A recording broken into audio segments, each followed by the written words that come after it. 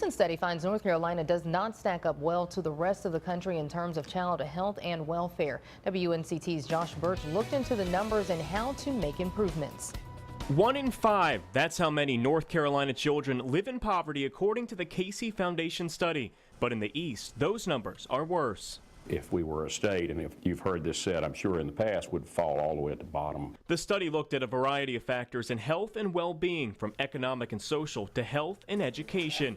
Along with children living in poverty, more than 9,000 live in foster care.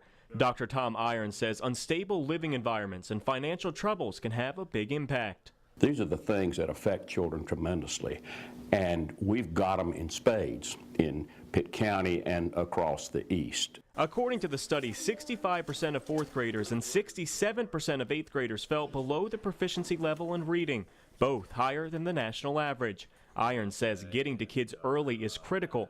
That's where folks like the Martin Pitt Partnership for Children comes in. They focus on kids birth to 5 years old. That's sort of the most critical time of learning for any individual. When 90% of brain development occurs, it's during that time. Director Lisa Mulligan says they help fund programs to get parents more involved in their kids' life. When parents are working with their children, parents are more engaged, children are more engaged. And with more attention being paid to factors influencing children, Irons says he hopes to see one goal met in his lifetime.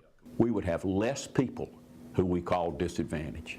That would, if I could see that happen, I think I'd be the happiest man alive. In Greenville, Josh Birch, 9 on your side.